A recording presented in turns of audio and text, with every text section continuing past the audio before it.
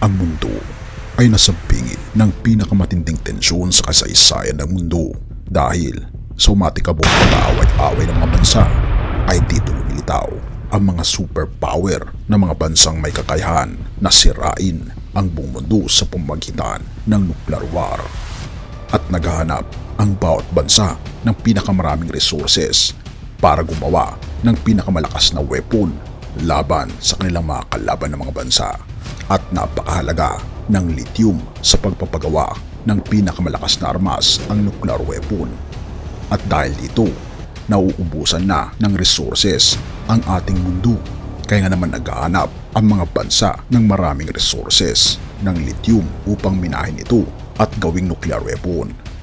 Kamakailan lamang na pag-usapan natin na ang pinakamaraming nuclear weapon sa panahon natin ngayon ay ang Russia na humigit 2,500 na nuclear weapons na ang kanilang nagawa.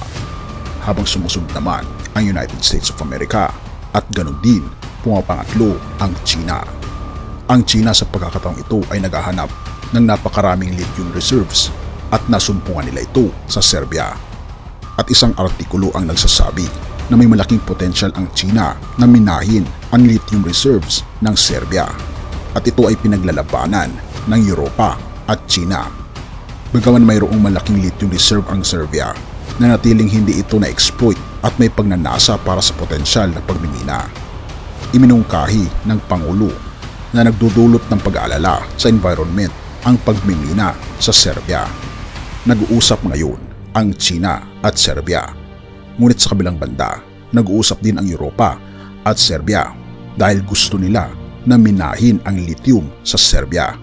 Natuklasan kasi na ang Serbia ay mayaman sa lithium at ito ay natuklasan noong 2004 lamang. Ang karamihan sa mga taga-Serbia, anuman ang kanilang politikal na pananaw, ay tutol daw sa pagmimina ng lithium.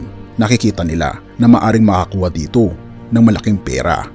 Ngunit ito'y napakalaking pabala para sa lugar ng Serbia dahil una, masisira ang kanilang kalikasan at pangalawa, makakagawa ito ng napakalakas na nuclear bomb na siyang sisira sa mundo. Ngunit kung ating makikita, binabanggit sa payagan na ang China ay nangingibabaw sa pag-uusap sa Serbia at ito ay binabakapan ng Russia.